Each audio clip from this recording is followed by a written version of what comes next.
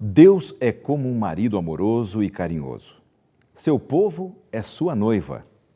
Esse relacionamento de marido e mulher foi dramatizado na vida do profeta Oséias, a quem Deus pediu que se casasse com uma mulher promíscua.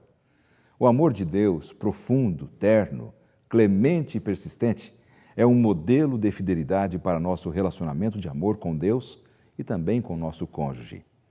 Está no ar a nova temporada do programa Lições da Bíblia.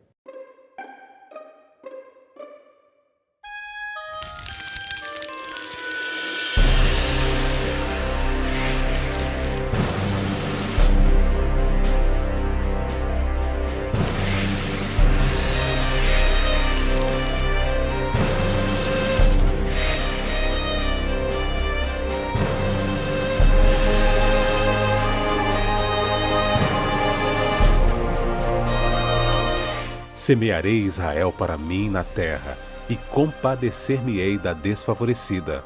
E a meu povo direi: Tu és o meu povo. Ele dirá: Tu és o meu Deus. Oséias 2:23. Tema da semana: Adultério espiritual. Começa agora Lições da Bíblia, com Laerte Lanza. Olá, amigos, estamos começando mais um programa Lições da Bíblia. Aliás, não apenas um programa, estamos começando uma nova temporada. Já tivemos uma gostosa temporada, a primeira do ano, com uma temática maravilhosa. E agora, exatamente no programa de hoje, começando um novo período, um novo momento aqui no programa Lições da Bíblia. E nesta nova temporada, é importante que você saiba que nós vamos estudar um tema importante. Nós vamos estudar sobre os profetas menores da Palavra de Deus. E o que são os profetas menores? Seriam menores porque têm uma porção menor do poder de Deus e do Espírito Santo? Não.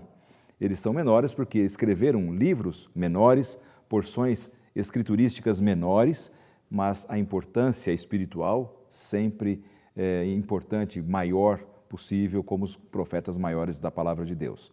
E é um bloco interessante de 12 livros pequenos que nós vamos estudar ao longo de várias semanas aqui no programa Lições da Bíblia. Eu quero mostrar para você a capa do nosso novo manual de estudos. Este manual você poderá receber de presente as 2 primeiras pessoas que postarem um comentário no blog do programa. Nós vamos enviar com muito carinho este manual. O tema principal você está vendo aí: Busque ao Senhor e Viva. Grandes lições dos profetas menores, que nós vamos enviar para os 2 primeiros, os mais rápidos, que forem ao blog do programa, este material com um outro livro de comentários sobre este tema tão especial. E nós vamos começar com amigos que estão visitando o programa pela primeira vez. Uma alegria receber aqui os amigos que nos visitam do UNASP. O UNASP é o Centro Universitário Adventista de São Paulo, uma instituição tricamp, tem 3 campos muito interessantes. Eu tenho o prazer de receber aqui o pastor Hélio Carnassali, que é o diretor-geral do UNASP São Paulo. Prazer recebê-lo, pastor. Muito obrigado, é um prazer estar aqui também, pastor, e participar desse programa tão importante da Rede Novo Tempo. Que bom, uma alegria muito grande. Ao seu lado também, o pastor Antônio Braga. Pastor Antônio Braga é o responsável ali no campus São Paulo pela área da pastoral universitária. Não é isso, pastor? Isso, uma bênção. Uma bênção. Seja muito bem-vindo também aqui ao programa. É um prazer estar com você aqui. Aliás, eu queria ouvir um pouquinho, pastor Hélio. O UNASP é uma instituição com vários cursos superiores, né? Sim, como é que pastor. funciona ali? Quantos cursos tem? Então, o campus São Paulo hoje tem 15 cursos superiores na área da graduação. E temos mais de 10 opções para pós-graduação. E temos também toda a escola básica, toda a educação básica, desde o maternal até o 3º ano do ensino médio. Nós deveremos trabalhar esse ano com mais de 6.000 alunos. É a maior escola adventista, a maior instituição educacional adventista da América do Sul. Que maravilha, é um fluxo muito grande. Muito grande. Tive o privilégio de trabalhar ali, foi uma alegria, uma honra também a gente poder servir naquela instituição, viu? Mande o nosso abraço, né, a todos os nossos amigos, funcionários e alunos. Obrigado, abraço, você está assistindo, a vocês que se sentem representados aqui pelo pastor Carnassali. Pastor Braga, o que é pastoral universitária? É um projeto que a gente tem de apoio espiritual e emocional aos alunos, e é um ministério muito abençoado que a gente desenvolve ali. Então, dar apoio, dar um suporte. A gente tem uma sala de atendimento e a gente coordena os trabalhos, os projetos espirituais do campus. Interessante isso, porque por se tratar de uma entidade confessional, né? Isso se torna um suporte para os jovens de hoje. Às vezes os jovens acham que não tem essa necessidade, e eles absorvem muito bem importante. isso aí, Com as certeza. carências humanas, e a gente trabalha com muito carinho com esses alunos. É uma coisa muito boa mesmo. Que maravilha. A gente tem, pastor, um compromisso muito forte com as questões que identificam a nossa confessionalidade. Então, toda aula começa com uma meditação preparada pela pastoral, pois as semanas de oração, que são tradicionais nas nossas escolas, nós mantemos lá, e uma série de projetos. O compromisso com o criacionismo também, que é uma forte, coisa bem acentuado. importante para uma Nós entidade. começamos o nosso primeiro momento letivo, no primeiro dia de aula, começa com uma celebração no templo, para agradecer a Deus pelas férias e pedir a bênção de Deus para o semestre. Então, são itens que marcam a confessionalidade, e o pastor Braga, ele lidera essa área, e graças a Deus, nós nos sentimos muito abençoados com isso. Que maravilha. Muito bom aí ouvir essas notícias boas do NASP. E aqui os amigos também representam os 3 campi, né, desta instituição tão maravilhosa que nós chamamos carinhosamente de UNASP. Meus amigos, vamos fazer uma oração para começarmos então essa nova temporada aqui no programa? Vamos orar. Pai querido, estamos começando um novo momento, um novo período na história do programa Lições da Bíblia, que ao estudarmos os profetas menores, sintamos a Tua presença em nossa vida para entendermos a Tua mensagem para nós hoje, por Jesus. Amém, Senhor. Amém. Muito bem, meus amigos, nós vamos começar o programa Lições da Bíblia, o primeiro programa dessa nova temporada, estudando um profeta menor por nome Oséias. O título do material desta semana especificamente é Adultério Espiritual. Eu queria entender um pouquinho e queria que vocês me ajudassem a entender. Que é um título forte. É um título forte, porque normalmente a gente fala em adultério, a questão física. Mas existe adultério espiritual? Eu queria ouvir então a opinião. Vamos começar com o pastor Braga. Olha, o livro de Oséias, que é um extraordinário, até a gente convida quem ainda não fez a leitura muito atenta desse livro, é bom fazer, né? Porque é um livro que tem uma lição preciosíssima. Oséias, ele vive uma situação em que Deus pede que ele se case com uma determinada mulher e essa mulher é dada a uma vida muito promíscua. Então, aquilo que Oséias vivia no seu dia a dia torna-se uma metáfora, uma parábola viva do que era o relacionamento de Deus com o seu povo. É uma coisa fantástica isso. Oséias, então, ele era a representação daquilo que Deus sofria ao ver o seu povo se afastando dele, Então, assim como a mulher se afastava dele em busca de outras pessoas. Então, o adultério espiritual, na concepção bíblica, é a nossa traição para com Deus, o nosso Senhor, o nosso guia, o nosso regente da vida. Pastor, a palavra-chave, na minha compreensão, é infidelidade, que se manifesta de 2 maneiras na história bíblica: na idolatria e na ingratidão. Essa percepção da infidelidade através da ingratidão, eu confesso que me chocou realmente. Então, a gente não pode pensar apenas na infidelidade pela idolatria, que seria a prostituição espiritual, mas tem um viés de ingratidão, de não reconhecer as bênçãos de Deus, que também foi colocada dentro desse tema, e isso desperta uma profunda reflexão da nossa parte. E provoca uma dor muito grande em Deus. A gente sente isso, né, no texto bíblico. Deus profundamente triste, né, representado ali por Oséias, ao sentir tamanha tristeza por ver a sua esposa se afastando, era a exemplificação de como Deus se sentia quando o seu povo, e então vem trazendo para a gente hoje, né, quando a gente, o Sueli foi muito feliz de colocar essa coisa da ingratidão, porque hoje é a mesma coisa. Toda vez que a gente busca outros interesses, a gente deixa de buscar o reino de Deus, isso provoca em Deus, né, uma tristeza que a gente não consegue dimensionar como é isso, porque a gente não consegue traduzir todos os todas as questões do eterno, mas uma tristeza, a gente usar um termo humano, uma tristeza em Deus por ver a gente buscando outros interesses que não sejam os eternos. Sim. Agora, já a gente quer voltar nesse assunto novamente, para a gente entender um pouco mais essa questão da traição espiritual, até aplicando para os nossos dias. Mas eu queria que a gente agora tentasse discutir um assunto que pudesse até ajudar os nossos telespectadores que acompanham o programa agora. Deus deu uma estranha ordem para Oséias, não é? A gente fica até chocado com essa sugestão de Deus, porque normalmente quando você busca uma pessoa para se casar, você busca uma pessoa que tenha uma reputação moral elevada, que seja idônea, honesta, íntegra. A própria Bíblia recomenda isso. E a Bíblia recomenda isso, né? A gente não se choca, pastor, ao ouvir Deus fazendo um pedido desse ao profeta? Ele cria um clima. Estremecimento, cria um clima, né? Mas não é a única ordem estranha, nem o único pedido estranho que Deus fez a um profeta.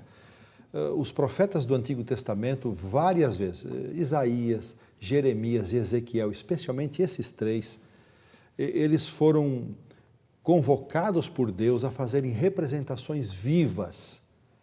É o que nós podemos chamar de parábolas vivas a respeito de determinadas situações. Ou seja, quando as pessoas olhavam para eles, aquilo era um sermão. Elas tinham uma lição. Isaías foi chamado por Deus para que ele se despisse e ficasse descalço. E por 3 anos ele andou semidespido e descalço, com uma representação do que Deus faria para o Egito e a Etiópia. Jeremias, por exemplo, foi chamado a usar um canzil, um jugo, e caminhava e mandar isso para algumas nações. Ezequiel foi instado a criar uma maquete para figurar o cerco de Jerusalém, mas nenhum caso foi... o próprio Cristo. Cristo usou esse recurso que é veterotestamentário, do Velho Testamento, que foi a parábola da figueira estéril, a situação que secou, que não dava frutos, mas nenhuma ordem foi tão drástica, tão tremenda como essa aqui de Oséias. Isso aí era um recurso, mas essa realmente, humanamente falando, parece que passou dos limites, né? É verdade. Agora, nós temos uma pergunta enviada por um telespectador. Dentro deste contexto, eu queria continuar a partir dela agora. Vamos ver agora. O meu nome é Hernani. A minha pergunta é a seguinte: por que Deus pediu ao profeta Oséias que se casasse com uma prostituta? Não haveria uma outra saída? Para tudo há uma saída, não é verdade? Será que não teria uma saída menos chocante? Pedir para um profeta casar-se com uma pessoa promíscua, que estava envolvida com a prostituição, não teria uma outra saída? São as tais respostas que valem $1 milhão, né? Não é verdade? Então não tem uma resposta fácil de sim ou não e de um meio termo. Só tem assim que a gente não consegue, de fato, entender de uma forma completa, de uma forma profunda, todas as questões da eternidade. A gente não consegue entender. Então, há coisas que estão aqui separadas de nós, do tempo e de um contexto local, né, da cultura local. Essa distância toda, às vezes, nos dificulta de entender determinadas coisas. Então, não tem uma resposta fácil para isso. Mas a questão é, ele vivenciou isso. E a questão, talvez, importante em Oséias, é que ele próprio absorveu isso. Sim. Sofreu duramente, mas amou tanto essa mulher. A sequência da história é uma coisa absolutamente fantástica. Verdade. Quando ele vai buscar a sua esposa, quando ele a compra de volta, gente, aquilo é um exemplo de amor assim, que a gente não consegue dimensionar corretamente. Que é justamente a representação do amor de Deus. Exatamente. Realmente, ela é chocante. A ilustração é chocante. Sim, sim. Como é chocante o amor de Deus. Mas esse era o sentido da coisa. Eu acho que no contexto da sociedade israelita e no conceito judaico-cristão, esse assunto, o assunto família, é muito sagrado, é uma coisa muito sagrada. E Deus não poderia usar um expediente mais forte, mais impressivo do que mexer nessa relação sagrada que é a família, o relacionamento conjugal. Era tão sagrado que o senhor lembrou bem, pastor Carnassali, que havia uma ordem, que a pessoa que se deitasse com a prostituta fosse pega em flagrante, ela poderia ser apedrejada. Sim, eram réus de morte. Então, quer dizer, agora o profeta recebe uma ordem de Deus para transgredir aquilo que o próprio Deus havia pedido para que eles não fizem. Agora, pastor, um detalhe, pastor Braga, que nós hoje estamos, o holofote, né, está no Oséias, nesse momento, mas o foco que Deus estabeleceu para aquela situação tirava Oséias do centro das atenções de Israel. Ele não era o centro, é verdade. Não era o centro. Então, o foco era ele mesmo, né? Exatamente. É essa questão que eu queria colocar, que isso aqui pinta com cores muito fortes o amor de Deus. Né? Eu gosto muito de um autor, Chesterton, que ele chama o amor de Deus de o amor selvagem de Deus. Né? Eu gosto de chamar uma de expressão o amor forte, né? Forte, né? Forte, dura. Eu gosto de dizer o amor extravagante de Deus, porque se não fosse esse amor extravagante, selvagem, como dizia Chesterton, quem de nós se salvaria? Então aqui em Oséias a gente vê as cores todas deste amor pintadas de uma forma esplêndida. Então, é isso mesmo, acho que o que realça aqui e que a gente não pode perder de vista é a parábola viva da representação do amor de Deus. Porque se a gente for atrás das questões menores aqui, a gente perde a essência do que Deus queria ensinar para aquele tempo e para hoje. É preciosíssimo. Agora, já que a situação nos agride e a lição é preciosa, voltando à questão do foco que vocês estavam falando, Deus deu uma dura ordem e ele era uma representação viva, como nós já conversamos. Então eu imagino que por onde ele andasse ali naquela terra, as pessoas falavam assim, está vendo que lá é o profeta? Porque todo mundo sabia que ele era profeta. Você sabe o que Deus pediu para ele? Está vendo aquela mulher? Está vendo aqueles filhos? Quer dizer, então a gente começa era realmente uma ilustração viva de algo que estava acontecendo com o povo de Israel. Havia algo muito profundo ali, muito profundo. Você tocou a questão dos filhos, né? Olha os nomes dados aos filhos, né? Desfavorecida, não meu povo, eram os nomes dados aos filhos de Oséias, porque estava ali o adultério daquela mulher e o adultério do povo, né? Quando a gente se afasta do propósito de Deus, é nisso que a gente se torna, meio perdido, no meio de toda uma história complicada. Né? Então, a história de ontem e a história de hoje é a mesma, né? No nosso relacionamento com Deus. E o quanto acho que Deus, tudo aquilo que Ele puder fazer para nos mostrar a grandiosidade do seu amor, Ele vai fazer. Quando a gente olha para o Velho Testamento como um todo, depois da queda do homem ali e tal, a gente vê que o tempo todo é Deus correndo atrás da humanidade, né? Isso é marcante demais. A humanidade sempre Desde fugindo. onde está. Exatamente. Que é o Evangelho em miniatura, é onde está. Exatamente. Isso aí realmente é uma coisa linda quando a gente observa ali no Jardim do Éden, onde você está, Adão. Por que você fez isso? Por que você se escondeu? A gente não tem uma relação aberta, franca. É uma coisa bonita de ver da parte de Deus, que choca com a frase do Chesterton, o amor selvagem de Deus. Né? E veja, e hoje, né, trazendo para os nossos dias, quer dizer, o amor de Deus não é exatamente assim quando Deus nos fala, né, de diversas maneiras, pelo pensamento, por outras pessoas, por esse programa que você está assistindo agora. Né? Quando Deus nos fala de diversas maneiras, não é exatamente retratando isso, é Deus buscando. Eu sou apaixonado por um texto que está lá em Isaías, que Deus diz assim, quando você andar pelo caminho, ouvirá uma voz atrás de si dizendo, este é o caminho, ande por ele. Gente, isso é maravilhoso, né? Então Deus o tempo todo está falando com a gente e buscando. E uma outra coisa, nós como pastores, nós vivenciamos tantas situações na nossa vida, mas existem algumas coisas que só um pastor que viveu determinados dramas é que pode alcançar a profundidade daquela situação. Eu fico imaginando Oséias como um pregador. Imagine a dor que ele sentiu e como ele pôde penetrar e compreender essa profundidade da dor divina. E imagine com que propriedade ele transmitia isso para as pessoas. Fez ele crescer. Não era só o exemplo mudo dele, não. Ele pronunciava isso. Imagina com que emoção, com que sentimento ele conseguia passar para os seus irmãos a tristeza, a amargura, o desapontamento divino com aquela situação de infidelidade. Então é um outro lance interessante, porque não era só o exemplo calado dele, não. Ele era um pregador, ele se pronunciava, ele transmitia as mensagens. E olha a compreensão profunda que ele possuía da realidade. E se você pensa assim, você me fez lembrar, Hélio, Se você pensa assim, Oséias vivenciando toda aquela dor mais profunda, de alguma maneira Deus olhava e dizia, está aí alguém que pode compreender um pouquinho do que eu estou sentindo, da dor que eu sinto. Gente, isso aí. olha que Maravilha, profundidade tem isso. muito profundo. Quer dizer, Oséias compartilha de algo muito profundo de Deus, né? Sim. Que talvez a gente não consiga, né, compartilhar de algo assim. Exatamente. Meus amigos, nós vamos para um rápido intervalo. Eu peço que você não saia daí, o tempo está passando rapidamente, mas nós temos gostoso. muita coisa para conversar, né? Já já nós voltamos.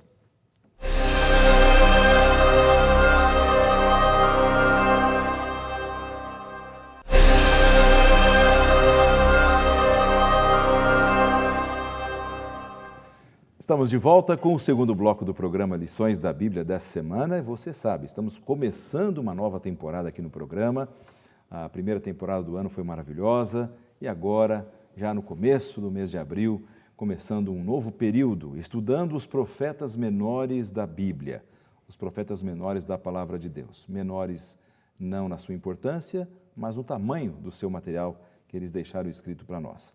E eu tenho o prazer de receber dois amigos que vêm ao programa, representando aqui o NASP, os pastores Antônio Braga e Hélio Carnassali, amigos que estão representando aqui essa grande instituição educacional adventista do Brasil.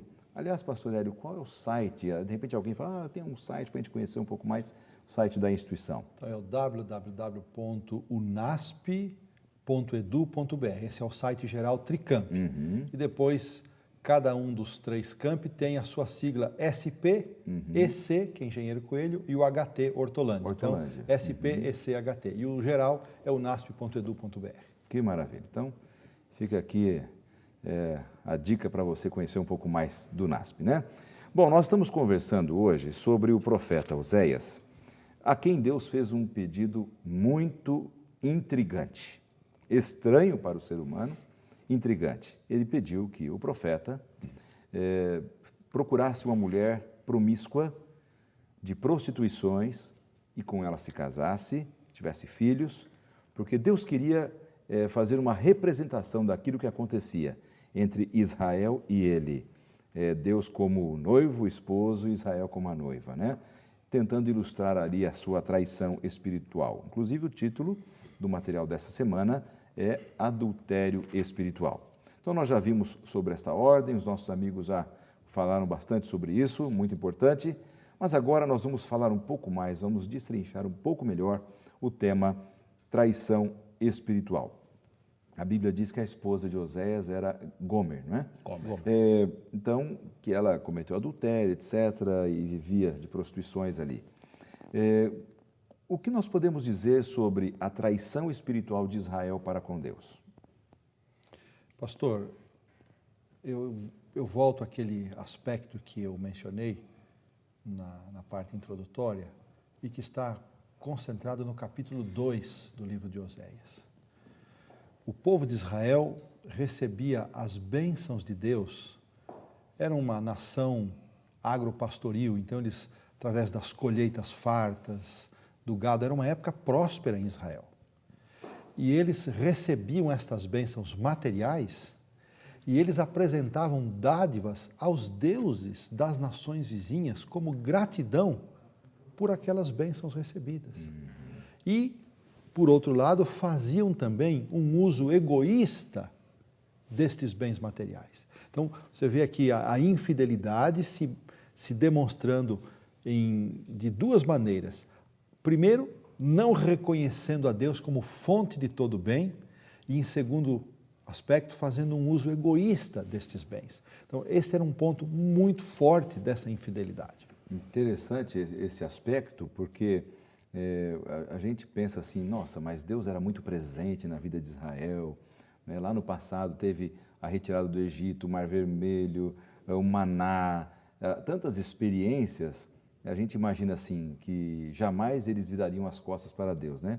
Aí, de repente, a gente vê o povo de Israel oferecendo sacrifícios até a outros deuses ali. É a essência do ser humano. É a essência do ser humano. Interessante, né, pastor Braga, esse aspecto? Verdade. E aí, o que realça de novo, Lanza? é a questão do amor de Deus. Porque quando você vê o começo do capítulo 2, Deus está dizendo assim: chamem a seus irmãos, meu povo, e as suas irmãs, minhas amadas. Veja, é Deus chamando, é Deus buscando.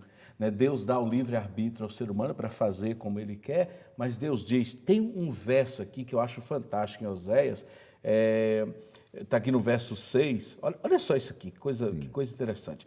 Por isso bloquearei o seu caminho com espinheiros, eu a cercarei de tal modo que ela não possa encontrar o seu caminho. Quer dizer, Deus, às vezes, no afã de dizer assim, não vai, eu vou colocar espinhos aqui para cercar, para você não ir. Mas no final das contas, Deus diz, não, o livre-arbítrio do ser humano. Veja, o desejo de Deus, de que a gente fique com Ele, de que a gente permaneça com Ele. Para que não fosse atrás dos amantes. Mas no final das contas, a decisão é do ser humano. Então, ontem e hoje, a decisão continua sendo do ser humano, mas o amor de Deus continua a buscar. Então, acho que a gente podia focar nisso aqui, né? Nessa traição espiritual. O que é que realça? Deus dizendo, chame sua irmã, chame meu filho, eu quero você de volta, não vai por esse caminho. Então, Deus, ele, de uma forma extraordinária, não desiste do ser humano, né? De buscar sempre o ser humano. Exatamente. Pastor Hélio, só uma dúvida aqui com relação ao seu comentário anterior. Por exemplo, quando a gente vê a expressão ali no livro, né, de Oséias sobre as dádivas de Deus, o trigo, o vinho, o óleo, em que aspectos eles eram ingratos com relação a isso? Pelo não reconhecimento? Não reconheciam que essas bênçãos vinham de Deus e apresentavam dádivas aos deuses, aí vem o aspecto da idolatria, aos deuses das nações vizinhas, especialmente Baal, que era tido como Deus da chuva, e chuva e produtividade. Tudo a ver, muito ligado. E que magoava o coração de Deus. Quer dizer, Deus oferecia a eles toda a estabilidade, toda a dádiva material, eles recebiam isto e agradeciam aos deuses pagãos, aos deuses estranhos, e, por outro lado, faziam uso egoísta, sem importar-se com os pobres, os fracos, os necessitados. Órfãos, viúvas. Então, aqui tem uma lição para nós muito forte. Será que nós, na nossa vida, nós reconhecemos que toda boa dádiva vem do nosso Pai Celestial? Será que todo bem que recebemos é reconhecido por nós como vindo do nosso Deus, do nosso Pai, do nosso mantenedor? E será, como é que nós estamos fazendo uso dessa dádiva? Estamos fazendo uso egoísta? Estamos reconhecendo e manifestando esse reconhecimento num coração dadivoso, generoso, compartilhador? É uma reflexão para a gente pensar. Porque isso reverbera de alguma maneira no coração de Deus. Quem estuda a Bíblia vai lembrar de um texto lá do profeta Ezequiel, no capítulo 8, onde fala de uma imagem que Ezequiel diz, a imagem que provoca o ciúme de Deus. Olha que expressão forte. Quer dizer, o ciúme, porque o povo estava indo atrás daquela imagem, estava adorando aquilo e Deus tem ciúme. Por quê? Deus quer ver seu povo feliz e devotando a Ele, né, uma gratidão e sendo a Ele fiel. E quando a gente é infiel, há essa coisa, né? É uma linguagem humana, obviamente, para retratar um sentimento divino, mas diz o ciúme de Deus, né? O zelo que Deus tem por ciúme, cada um de nós, seus filhos. O ciúme, ele retrata um pouco da nossa posse pela outra pessoa, verdade, né? Verdade. E realmente Deus, ele nos possuía, né? Então aí vê o ser humano em Israel dedicando os alimentos a Baal, um Deus, Deus que não existe, né? Quer dizer... Então era muito forte mesmo, isso era muito chocante para Deus ver o seu povo, a quem Ele abençoava, então prostrando-se diante de ídolos, de pau e pedra, para agradecer aquilo que Ele havia. Então é uma ingratidão incompreensível, né? Da parte. E não é só daquele tempo, é hoje. É verdade. É hoje. Aí veio, de novo, ressalta-se essa coisa da busca de Deus. Eu estava lendo aqui agora no verso 19 do capítulo 2, que diz assim, olha Deus dizendo, apesar da ingratidão da gente, apesar da traição da gente, Deus diz assim, eu me casarei com você para sempre. Eu me casarei com você com justiça e retidão, com amor e compaixão. Correndo risco, né? Correndo risco e assumindo risco. É muito amor, né? É fantástico. Agora, tem um detalhe assim que eu queria tocar aqui agora com vocês, e é bom que a gente converse com você que está em casa nos assistindo também.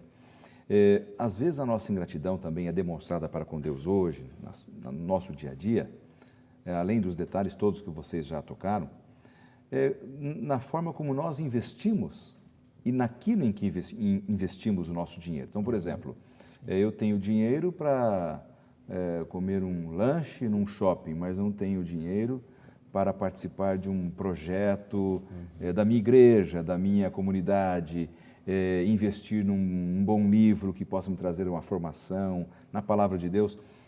Essa seria uma forma de ingratidão também, como cristãos, termos dinheiro para investir naquilo que queremos e não naquilo que deveríamos?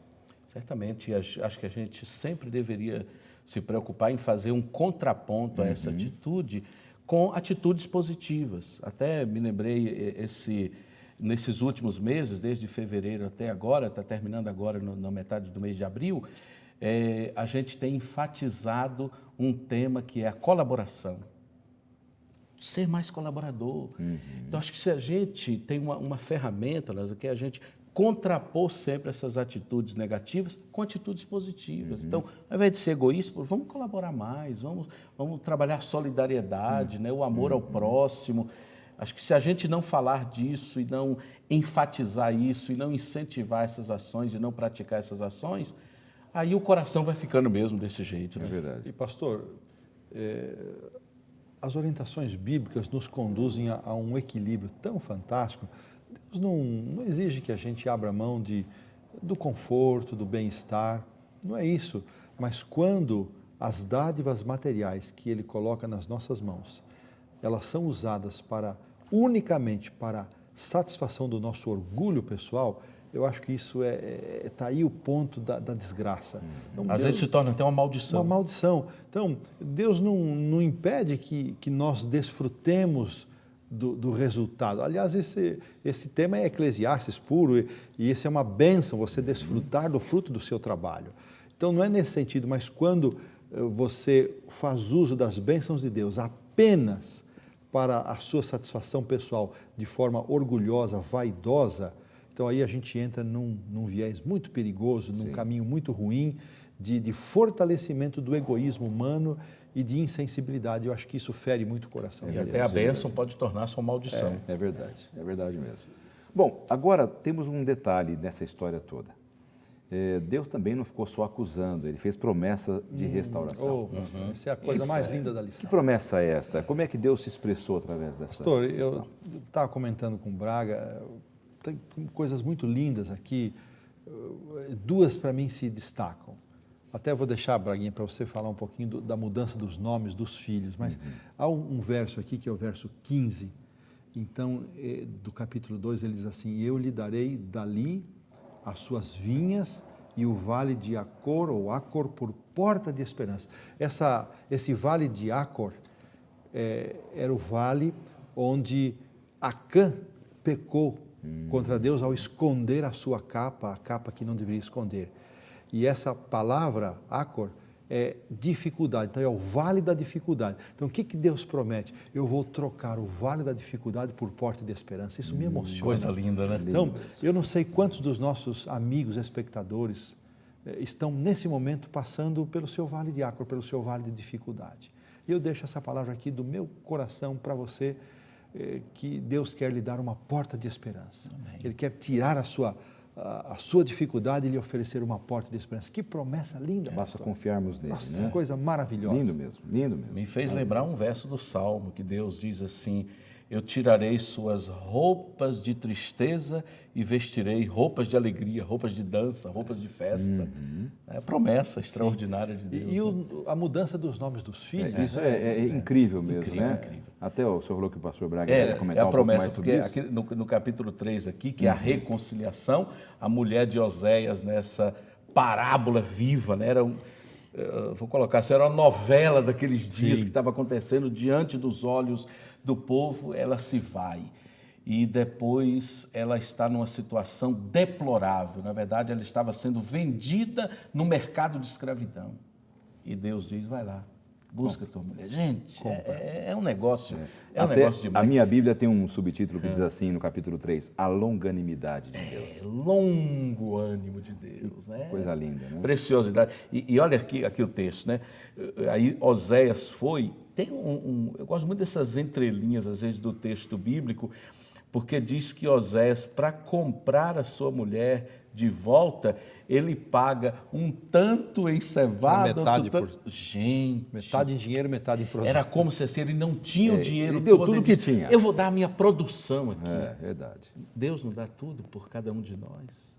Então, se a gente não se enternecer por esse amor, a gente vai se enternecer pelo quê? Pelo amor de Exatamente. Deus. E o Jezreel, que é o primeiro filho, o significado do nome é o Deus que semeia, o Deus que dispersa, a ideia de dispersão, né? Então, aí Deus diz, não, eu não vou mais dispersar, eu vou agora recolher. Né? O filho que chama não meu povo diz, agora você chamará meu povo. Meu povo. E a menina do meio, que era a desfavorecida ou não amada, passa Agora a ser vai agora favorecida. favorecida, É amor amada. demais, né? Então, essas promessas, É uma coisa pra mim, incrível. é o ponto mais forte da lição. Certamente. Eu queria até fazer uma proposta fantástico. para vocês. Nós vamos para um rápido intervalo. Eu quero voltar exatamente nesse ponto, desses significados todos em relação à mudança dos nomes, para nós não perdermos esse fio da meada. É pena que o tempo passa rapidinho. O tempo passa muito rápido, né? Então, meus amigos, não saiam daí, porque nós voltamos em instantes com o terceiro e último bloco do programa dessa semana.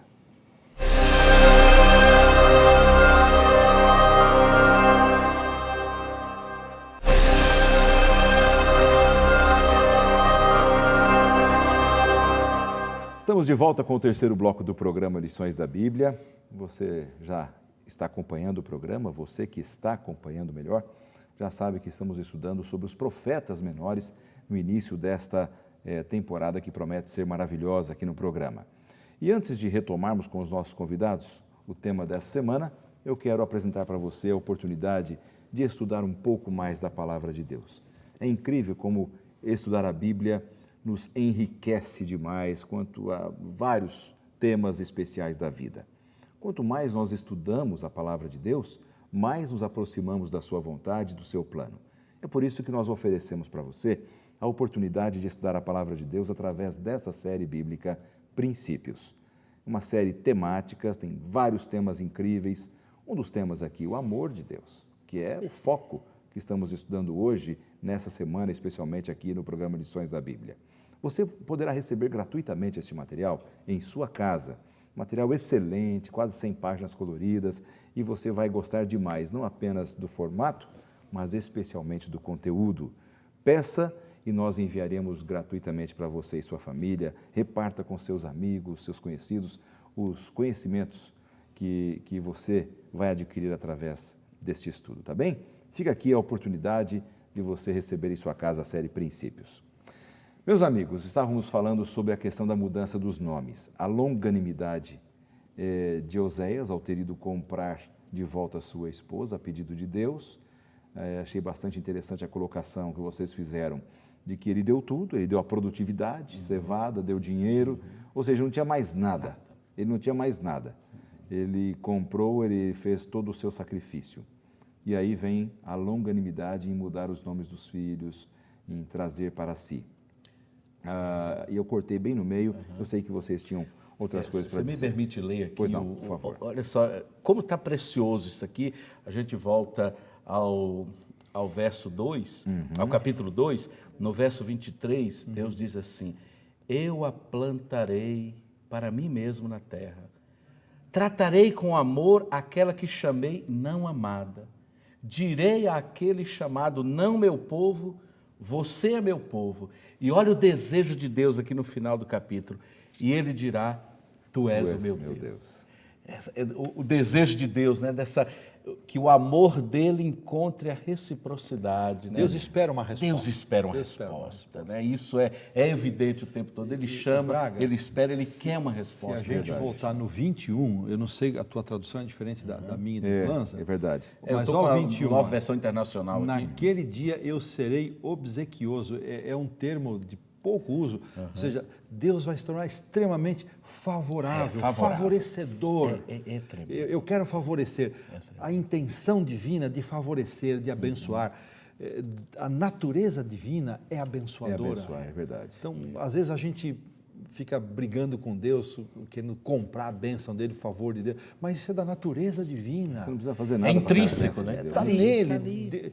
É um termo quase que pode soar até como uma blasfêmia, mas Deus é viciado em abençoar. Verdade. É uma coisa. É duro falar isso em relação a Deus, mas é a frase que eu encontro para dizer. Forte, a frase forte, forte. porque é da natureza. Deus É o amor abençoador. selvagem de Deus é Deus, né? abençoador, É não tem como. Então eu vou ser favorecedor. Olha que coisa E fantástica. o que é que Deus deseja? Que esse que esteja distante chegue ao ponto de dizer, tu és o meu Deus. É lindo, né? Gente, é fantástico. É uma coisa fantástica. Como Agora, a gente não se enternecer com isso? Nossa, né? sem dúvida. Porque isso, essa perspectiva do amor de Deus é que muda a nossa própria perspectiva. Né? O nosso jeito de ser, de viver, tem que ser afetado por essa visão. Porque se a gente tem a visão, bom, vamos lá, o cara que é hoje o autor do livro Deus, um Delírio, né, o Dawkins, ele fala do gênio egoísta. Então, puxa, se a gente fosse sobreviver somente por esse gênio egoísta, Nossa. né?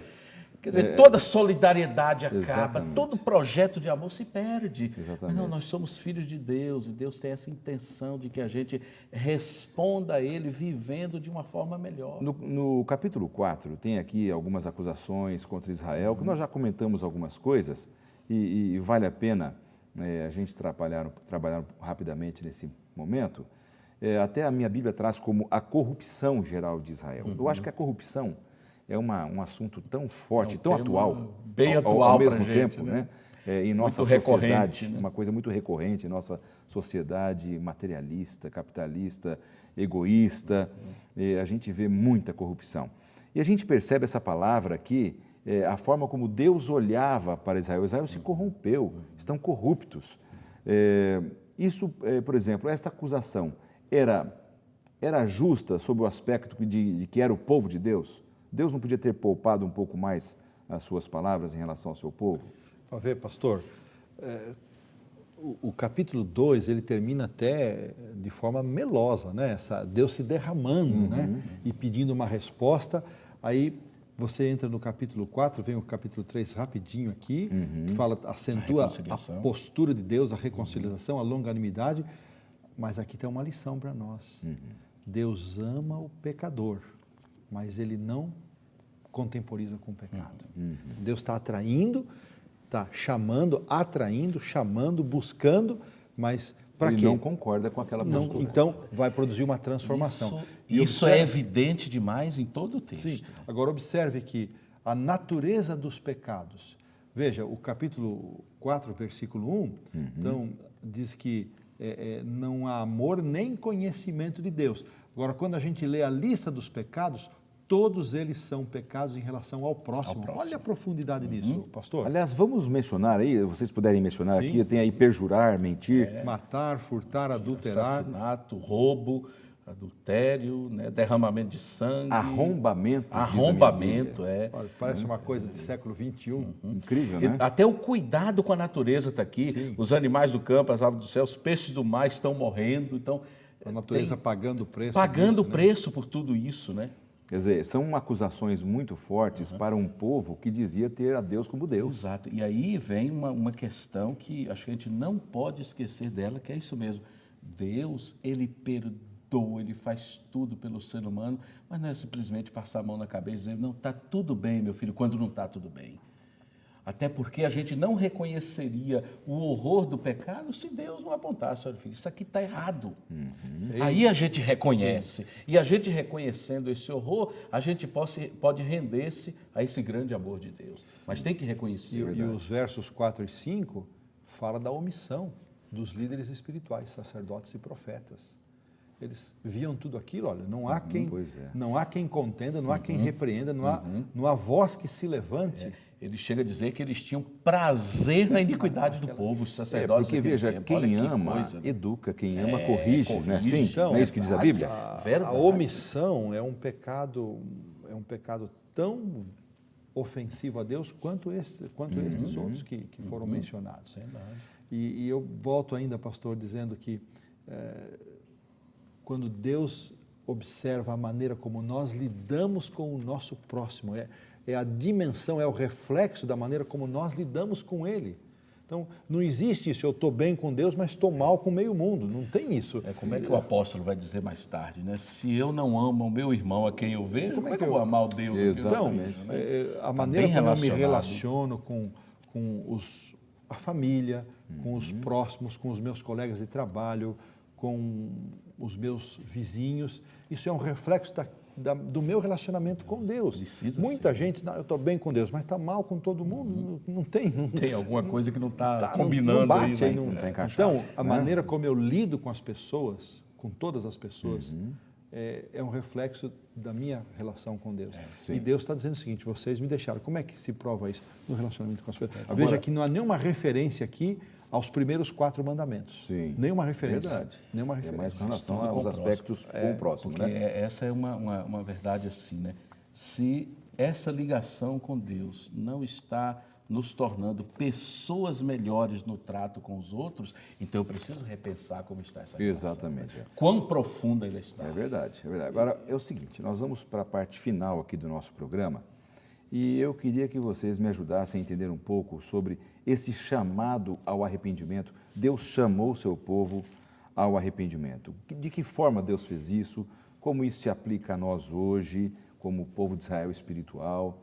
Não é? Se é que nós temos essa mesma necessidade ou não, o que vocês podem me dizer? Nesse bloco aí do capítulo 4, o verso 6, ele é o auge ali, onde Deus diz que o seu povo está sendo destruído porque lhe falta o conhecimento. Nós vivemos hoje na era do conhecimento. Verdade. E o conhecimento é poder, é o que se diz por aí. Nunca a humanidade teve tanto acesso ao conhecimento. Mas qual conhecimento que estava que conhecimento faltava que estava destruindo o seu povo? É o conhecimento da relação pessoal com Deus. Aí vem João 17:3, né? E a vida eterna é essa que te conheço a ti como o único Deus verdadeiro. Então, este chamado, acho que é um chamado tão para nós hoje, tão atual, pastor, que é o chamado para que nós não percamos a nossa ligação pessoal e viva com Deus, individualmente. E não substituamos isso pela celebração congregacional, que tem o seu valor e o seu espaço. Sim. Mas nada pode substituir. Quando eu troco Contato pessoal, a conhecimento minha pessoal. relação pessoal com Deus pela celebração congregacional, eu vou, isso é dias contados para o desfalecimento. Verdade. E se eu faço o contrário também, se eu só me isolo e não congrego, eu também perco. Então, aqui é essa dupla dimensão. Eu primeiro busco o meu conhecimento pessoal com Deus e depois eu celebro com os meus irmãos. Essa fórmula ela é infalível. E quando a gente tem essa comunhão com Deus, a gente sente o tamanho do perdão, né? O perdão que Ele nos oferece, Ele nos restabelece. E alguns falam assim, não, mas quer dizer que o perdão é de graça. Não, o perdão custou a vida de Jesus. Contrário, né? Pelo contrário. O nosso perdão, a nossa vida hoje custou a vida de Jesus. Meus amigos, nós E estamos acho que chegando ao ressalta, final. Pois não. Tocando uma coisa assim, ressalta muito forte, né, pastor Lanza, que assim como Oséias não desistiu da sua mulher, mesmo que ela fosse adúltera, assim também Deus não desiste de nós. Não tem caso perdido para Deus. Não tem caso perdido para Deus. Não tem. Vocês que lidam com Não jovens, Não tem. você tem que acreditar nisso, você que assiste o nosso programa agora. Apropriar-se disso. Não tem caso perdido para Deus, tem sempre o perdão. Né? Amém por isso. Chegamos ao final. E eu peço agora que vocês deixem uma mensagem aí de 30 segundos cada um para o nosso telespectador, para fecharmos o tema dessa semana. Vamos começar com o pastor Hélio. Os mais velhos. Pastor, eu quero agradecer o convite da produção para estar aqui com vocês. Foi um prazer e nos colocamos à disposição lá no NASP, Campo São Paulo, para voltar outras vezes quando for conveniente. Meu recado de despedida para os nossos amigos é a percepção da grandeza do amor de Deus na nossa vida. Que você possa sentir na sua experiência, na sua vida, esta certeza.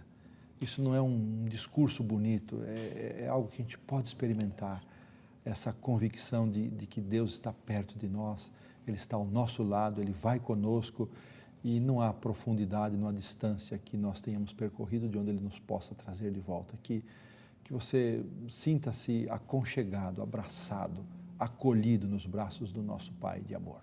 Pastor Hélio, muito obrigado pela sua participação. Deus abençoe o seu ministério, o seu trabalho junto ao UNASP, viu? Muito obrigado, pastor.